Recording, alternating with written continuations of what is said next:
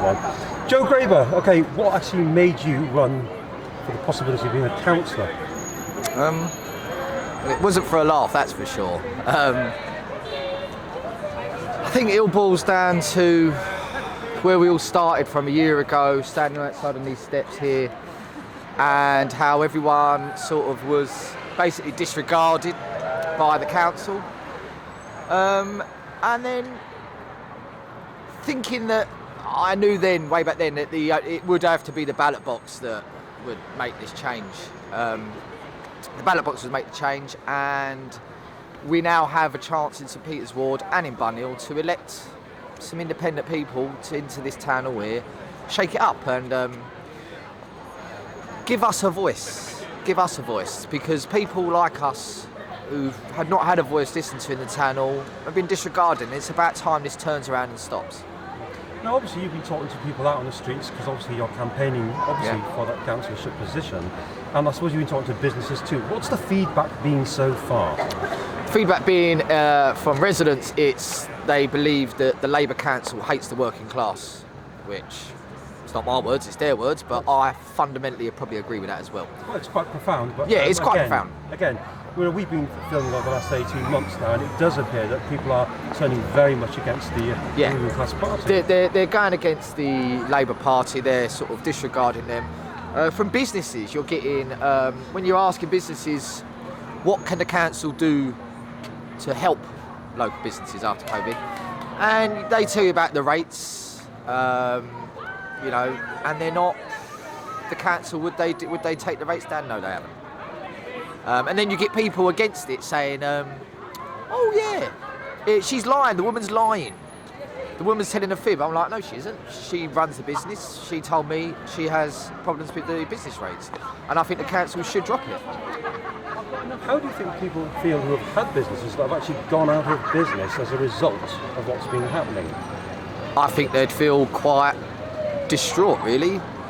I mean, the people I've spoke to in businesses and I've asked them about what the council done, the sum effort of the council was to enforce COVID restrictions, social distancing markers on the floor, signs in the window saying you've got to pay by card, and that's it.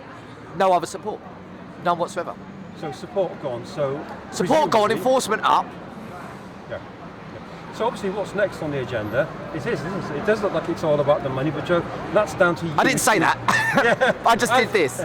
I think obviously people have got to get the message that clearly one thing is noticeable at the moment, and has been for a long time. There's a majority inside Islington Town Hall.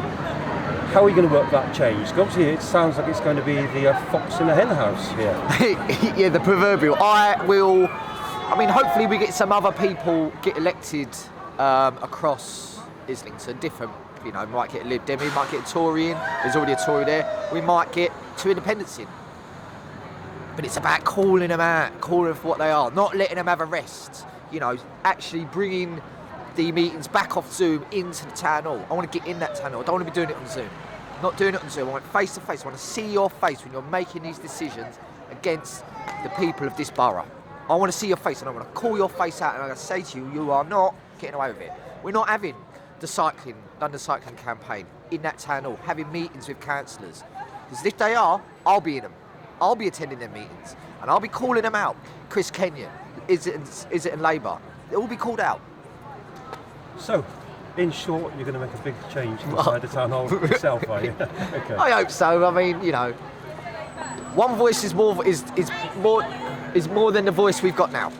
Do you find also that in talking to people, particularly perhaps in businesses or independent individuals, do you think that you're actually making people consider very seriously the idea of standing as councillors? I think if I'm successful,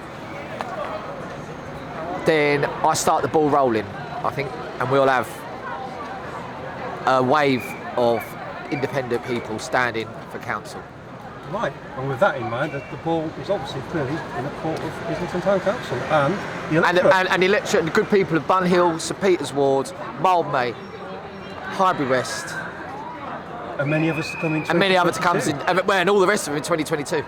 Joe Graber, thanks very much. We wish you all success. Thank you very much. Cheers.